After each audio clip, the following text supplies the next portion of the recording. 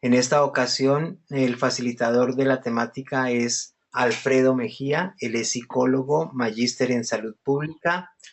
Ha trabajado en el campo de la investigación social durante muchos años y también ha tenido una larga experiencia en temas de VIH.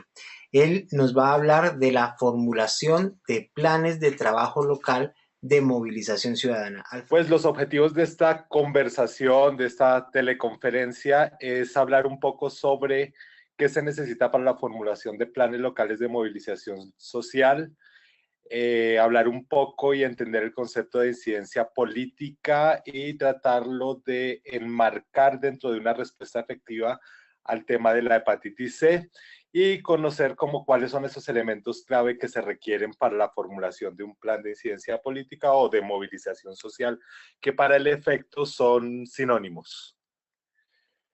Entonces, para empezar, quiero conversar de algunos elementos básicos para entender en qué consiste todo este tema de la incidencia política.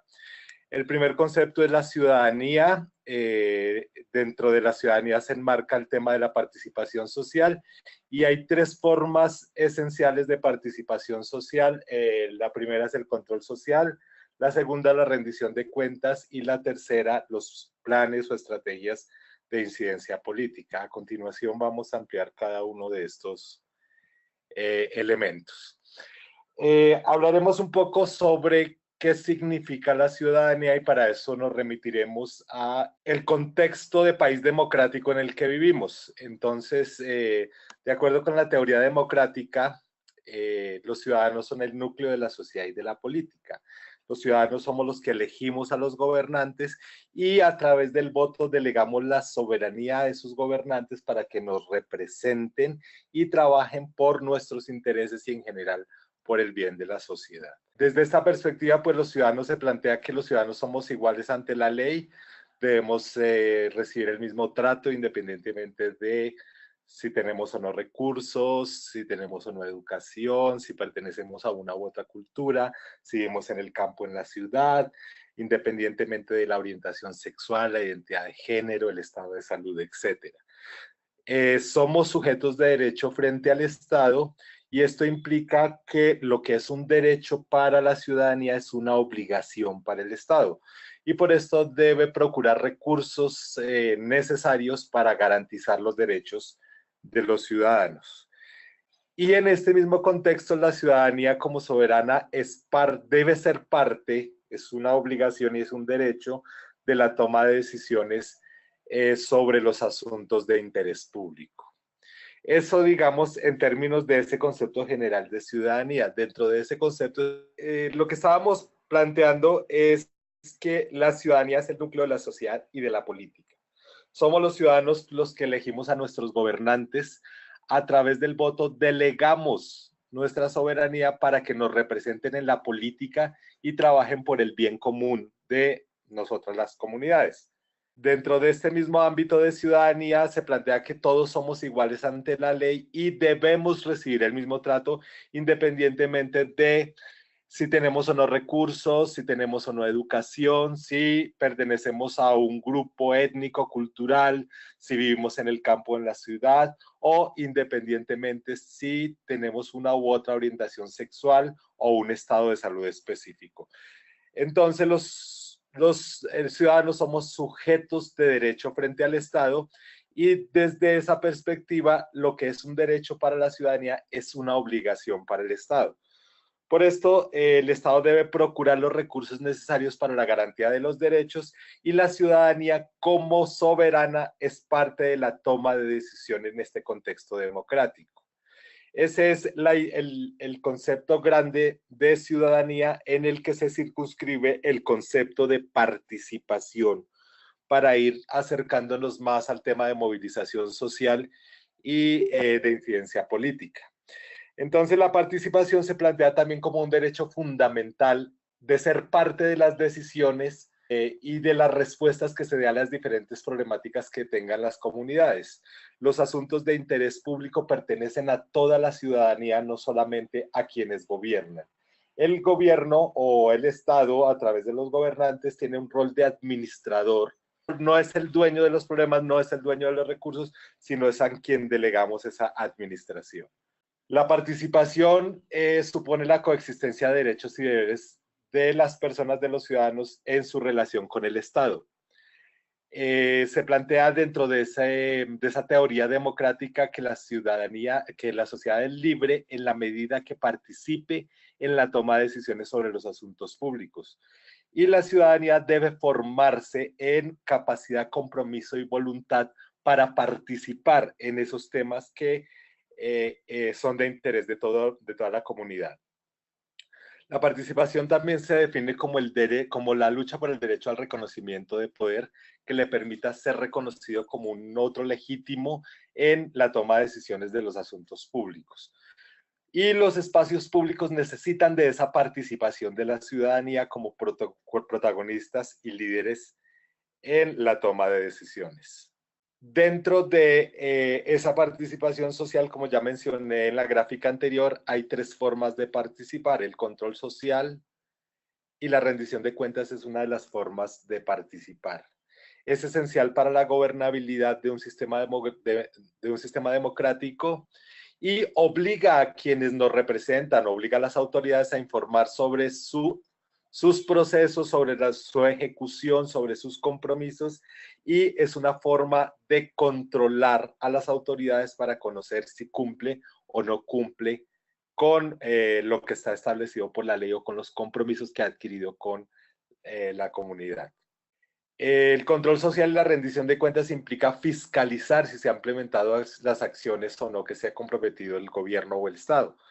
Es un diálogo entre la ciudadanía y la institucionalidad que permite el fortalecimiento de la democracia, aumenta la transparencia, acerca el ejercicio de poder a la ciudadanía, permite el involucrarse en los asuntos públicos y, sobre todo, evita y corrige los abusos de poder.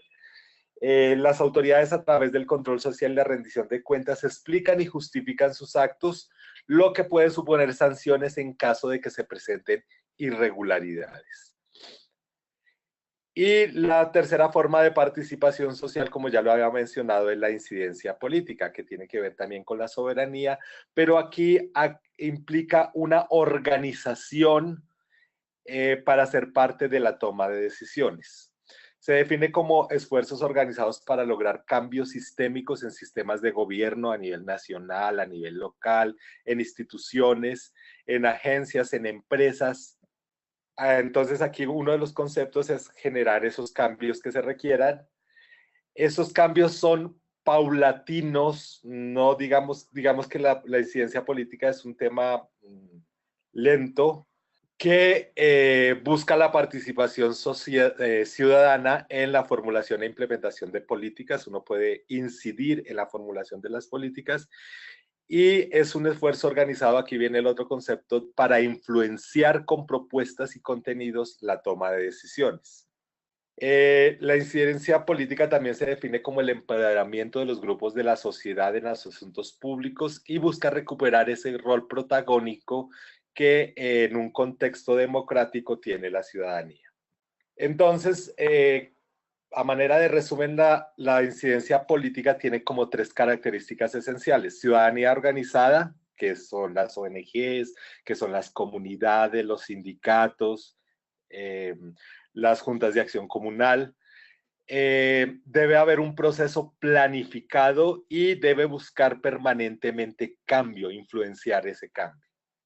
Dentro de las dimensiones de la incidencia política se plantean el pensamiento y análisis estratégico. Más adelante voy a ampliar algunas de estas dimensiones: el conocimiento del tema y del sector donde se inserta, es decir, si nosotros queremos hacer incidencia política en salud, debemos conocer de salud, debemos conocer de la normatividad, debemos conocer de la problemática. El trabajo en red. La incidencia política no la hace una sola persona, tiene que organizarse con otros ciudadanos a través de asociaciones, de ONGs, de instituciones, y esas a su vez, en la medida de lo posible, también trabajar en red. Debe saber relacionarse con medios de comunicación. Los medios de comunicación son una herramienta poderosa para la incidencia política. Debe saber relacionarse con las autoridades responsables, con los actores clave que están articulados o lideran los procesos relacionados con la problemática que quiera resolverse, y debe haber algunos recursos económicos y humanos mínimos para las acciones de incidencia política. Aquí tenemos la primera dimensión, que es el pensamiento estratégico, que básicamente es el que delinea los pasos a seguir en una estrategia de incidencia política. Lo primero que hay que hacer es identificar un problema: falta de acceso a medicamentos, mala calidad de la atención. Bueno, hay miles de problemas en el contexto de la salud. Identificar o proponer una o varias soluciones, identificar y analizar cuáles son los actores clave que debemos influenciar, los que están relacionados con la toma de decisiones sobre el problema que hemos priorizado, desarrollar un plan de trabajo, identificar y acceder a recursos existentes y disponibles, generar unas pautas para la toma de decisiones, tener un sistema de monitoreo y evaluación. Bueno, aquí vamos a desglosar cada uno de esos elementos rápidamente. Conocimiento del tema, pues saber de qué se trata el asunto, conocer quiénes son los actores clave, cuáles son sus posiciones. Si no hay suficiente conocimiento del tema, debemos buscar a quienes sí lo tienen y articularlos a nuestra estrategia de incidencia, y buscar capacitación o asistencia técnica sobre el tema. En relación con el trabajo en red, yo creo que este es uno de los principales desafíos de una estrategia de incidencia política, teniendo en cuenta que si bien hay muchas organizaciones que están interesadas en temas de la salud, en temas de la salud sexual y reproductiva, donde se enmarcaría este tema de la hepatitis C, cada una tiene sus intereses en común. Por eso es importante tener una capacidad de convocar y tener apoyo y trabajar con otras organizaciones interesadas. Esto es estratégico, el actuar con otros, ya que se suman capacidades, tiene un efecto multiplicador, se aumentan los recursos, se mejora la capacidad de análisis y hay más posibilidades de éxito. El uso de medios de comunicación, esto digamos que no voy a ampliar mucho porque creo que tuvieron una sesión inicial de medios de comunicación. Una estrategia de incidencia política debe tener un plan de comunicaciones, dado que mientras más personas y actores clave conozcan la estrategia, esta tendrá mucho más éxito, facilita llegar a las personas que pueden apoyar la causa, identificarlas, e identificar incluso quienes no están de acuerdo con los objetivos que se están planteando a través de la incidencia política.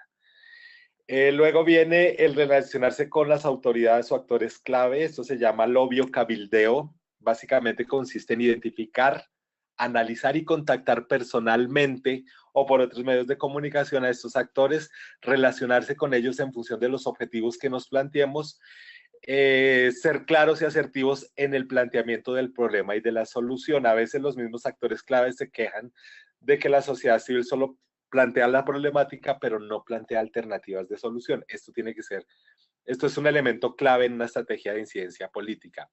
Hay que ser flexibles y pacientes con este tema. A veces nos reciben, a veces no nos reciben, a veces tenemos que esperar, y también hay que tener una capacidad de escucha de la opinión que tienen esas autoridades sobre los temas que estamos abordando. En relación con la gestión de recursos, aquí el mensaje clave es que es difícil conseguir recursos para la incidencia política. Los gobiernos no dan dinero para que les evaluemos, les controlemos, les hagamos ese control social del que mencionábamos anteriormente. Sin embargo, sí se requieren recursos. Generalmente las organizaciones trabajan con recursos propios y existen algunos fondos de cooperación internacional que apoyan estas iniciativas. Esta gráfica que retomé de una organización gringa, creo que tiene trabajo en Latinoamérica, nos permite visualizar los pasos que conlleva un plan de incidencia política o de participación social, que son los mismos como vimos en el modelo de pensamiento estratégico. Primero hay que seleccionar y analizar un problema. El modelo de incidencia política, este modelo, por ejemplo, que nos permite visualizar los pasos que hay que seguir, es lo mismo que el modelo de pensamiento estratégico que les socialicé anteriormente. Entonces hay que seleccionar y analizar, identificar un problema, hay que plantear estrategias de solución, hay que analizar cuáles son los espacios donde se toman las decisiones con relación al problema que estamos abordando, hay que realizar lo que se llaman los mapas de poder, quiénes están a favor, quiénes están en contra, quiénes son neutrales. Hay que hacer un autodiagnóstico de nuestras capacidades, de nuestros recursos y nuestras fortalezas para desarrollar el plan de incidencia, ver qué nos hace falta. Hay que diseñar una estrategia de influencia, cuál es el mensaje, cómo vamos a utilizar, si vamos a utilizar los medios de comunicación, si vamos a hacer manifestaciones, etcétera. Hay que desarrollar un plan de actividades y hay que tener un sistema de evaluación continua de los avances. Para el análisis del problema existen algunas herramientas participativas, como es el árbol de problemas y el árbol de objetivos. Esto digamos que es una herramienta que permite descomponer un problema en sus causas y en sus manifestaciones y consecuencias, y esta metodología permite plantear o permite que emerjan las alternativas de solución desde la misma problemática. Aquí una de las principales dificultades que a veces se tiene en la formulación de proyectos en general y de estrategias de incidencia, la formulación de los objetivos. Aquí hay una clave con unas recomendaciones para la formulación de esos objetivos. Deben ser alcanzables, realistas, deben ser medibles. Para que sean medibles debemos de saber de indicadores, saber formularlos. Deben ser oportunos en el tiempo y en el contexto para cumplirlos.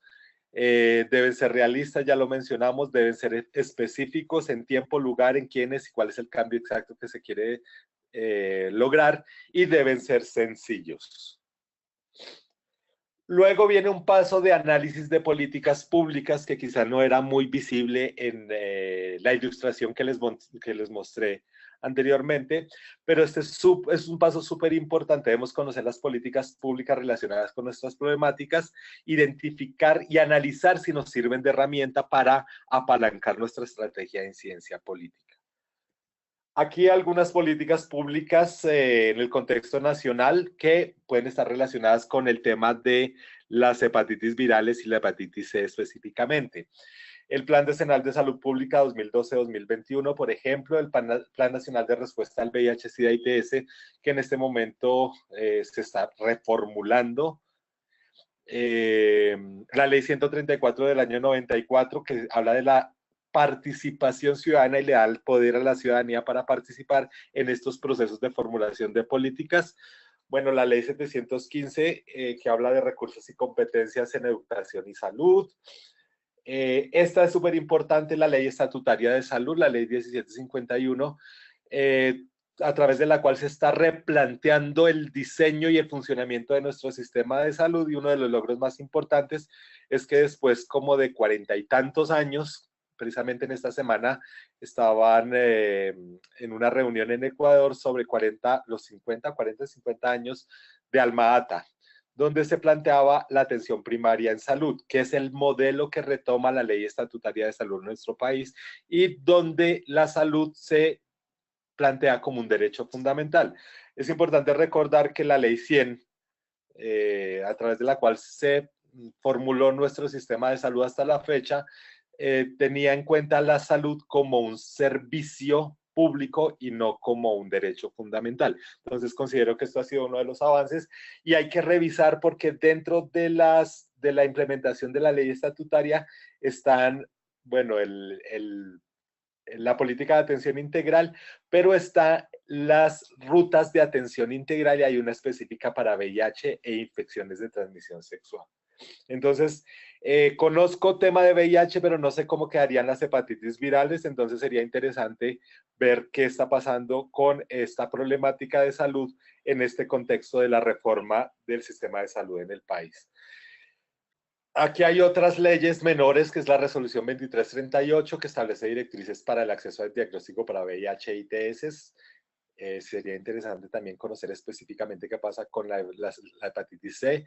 La resolución 518 de 2015, que son los planes de intervenciones colectivas. Todo es el tema de la gestión del riesgo, de la prevención de la enfermedad, y es ver qué se está haciendo con las hepatitis virales. Las guías de práctica clínica y vías de práctica clínica, que para hepatitis C creo que se llama vía de práctica clínica basada en la evidencia, que plantea todo el tema del diagnóstico y tratamiento a los pacientes y algunas recomendaciones internacionales que para el caso de la hepatitis C hay unos lineamientos y recomendaciones de la Organización Mundial de la Salud. Aquí esto es un modelito de tabla que yo diseñé para el trabajo que hago con las organizaciones de la sociedad civil. Estoy terminando una experiencia en VIH que permite sistematizar un poco las políticas públicas y hacer como un análisis crítico de las mismas para ver si nos sirve para nuestros objetivos de incidencia política.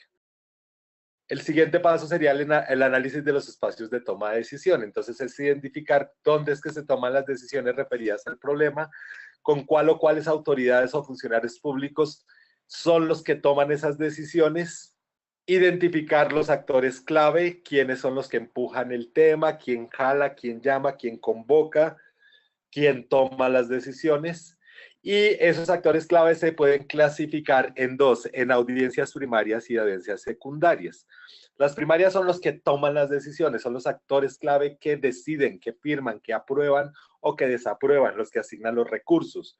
Para que identifiquemos esos actores se hace un análisis si son aliados o neutrales o son oponentes. Para esto hay también unas metodologías, aquí hay algunos ejemplos que se asigna un valor, una calificación a cada uno de los actores, se identifica si son aliados, si son neutrales o si son oponentes, y nos puede generar, esto es un ejemplo de gráfica de un mapeo político. Aquí nos interesaría los que estarían en el recuadro C, ¿sí? Los que tienen mucha influencia y mucho interés. Y quizá los que están en el cuadrante D también pueden ser interesantes para influenciar y pasarlos a los que tienen mucho interés. Si se encuentran personas con poca influencia y poco interés, pues no nos interesaría. Luego vendría el análisis, el diagnóstico de capacidades. Es un autoanálisis que hace la organización o el grupo de organizaciones que está desarrollando la estrategia de incidencia política y es hacer una mirada a nosotros mismos sobre qué es lo que tenemos y qué es lo que nos hace falta. Para eso, perdón, existen varias metodologías. Hay unos cuestionarios que utilizan algunas organizaciones, hay algunas guías de incidencia política que tienen algunos cuestionarios que pueden ser adaptados. Hay una metodología de las 3 preguntas que es muy general cuando no tenemos mucho tiempo. Y está la metodología de análisis DOFA, que es, digamos, como la más profunda, la más interesante, que creo que la conocemos, es el análisis de debilidades, oportunidades, fortalezas y amenazas. Las fortalezas son internas, las debilidades son internas, las oportunidades son externas y las amenazas son externas. Luego viene la estrategia de influencia, sería nuestro paso número 7 en el plan de incidencia política, en el desarrollo de ese plan. Es organizar la estrategia en sí misma, es organizar todo lo que hemos desarrollado hasta este momento y generar como unos objetivos, generar unos mensajes clave y generar unas estrategias que nos permitan cumplir los objetivos de incidencia. Para esto se abordan 5 dimensiones. La primera es una estrategia de comunicación que ya como lo mencioné es clave, es una herramienta poderosa. ¿Qué medios de tomar decisiones sobre qué medios de comunicación se utilizarán? ¿Cuáles serán los mensajes que enviaremos? ¿Cuál será la estrategia de difusión? Si vamos a hacer foros, seminarios, exposiciones, acciones de arte.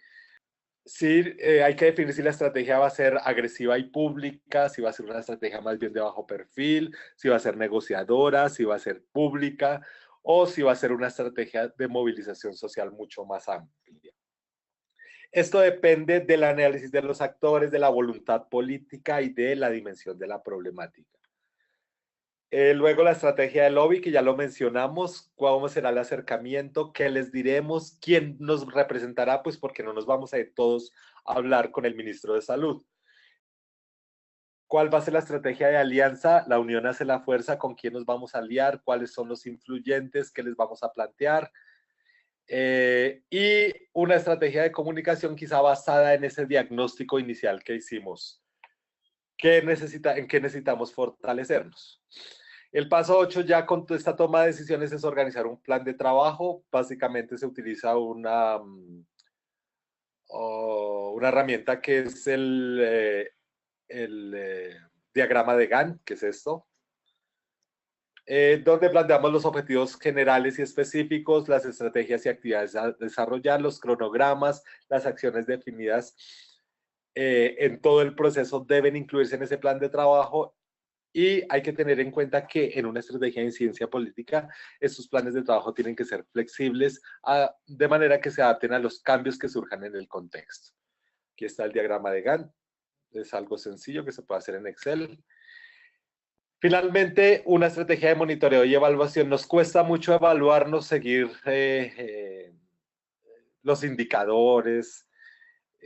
Digamos que esa es una de las principales debilidades que yo he identificado en las organizaciones, pero es muy importante para saber cómo estamos avanzando y sobre todo para generar ajustes en el camino si no estamos cumpliendo con nuestros objetivos. Es fundamental llevar algún tipo de registro de las actividades realizadas, de los resultados obtenidos, de las decisiones que la organización va tomando, de los cambios que han generado a partir de las acciones. Debe haber un responsable específicamente de monitoreo y evaluación que esté recogiendo toda la información, que esté recordando plazos, que esté identificando y socializando lo que funcione o lo que no funcione. Aquí hay algunos ejemplos de indicadores de estrategias de incidencia política. Hay indicadores de proceso y hay indicadores de resultado. Por ejemplo, de proceso, número de reuniones realizadas sobre el número de reuniones programadas. Siempre debemos tener una meta y deben haber fuentes de verificación, porque eso es lo que le da fuerza a los resultados de nuestras acciones. Y en indicadores de resultado de impacto, por ejemplo, número de tomadores de decisión que deciden apoyar nuestra iniciativa. Aquí aparece un ejemplo de una meta de 5 tomadores de decisiones y también las fuentes de verificación. Ya esto lo mencioné, hay que hacer un presupuesto que incluya gastos administrativos, tema de comunicación es súper importante, materiales, viáticos si se requiere, monitoreo, recursos humanos. Y así como nosotros exigimos la transparencia y la rendición de cuentas, nosotros debemos garantizar eso también en caso de que manejemos recursos para esto. Yo incluí acá, que no es incidencia política precisamente, pero tiene que ver con participación y movilización social, otras formas de participar además del control social, la rendición de cuentas y la incidencia política, que de hecho son objetivos de incidencia política en este momento en el caso de VIH. Es garantizar como la participación de la sociedad civil en la respuesta, pero en el tema programático. Por ejemplo, podemos participar en temas de promoción de la salud con los grupos de mayor vulnerabilidad, permitiendo que estas comunidades accedan a información para la prevención, promoción y acceso al diagnóstico, acompañamiento al acceso a servicios de atención integral, soporte social. Hay evidencia de que las personas con mejor soporte social se enferman y mueren menos que las personas que no tienen soporte social. Acompañamiento a la adherencia a los tratamientos de los miembros de nuestras comunidades y acceso o promoción del acceso a servicios de protección social. Si la persona, además de tener virus de hepatitis C, no tiene con qué comer, hay que conectar con los servicios que tiene el Estado de garantizar seguridad alimentaria. Es solo un ejemplo.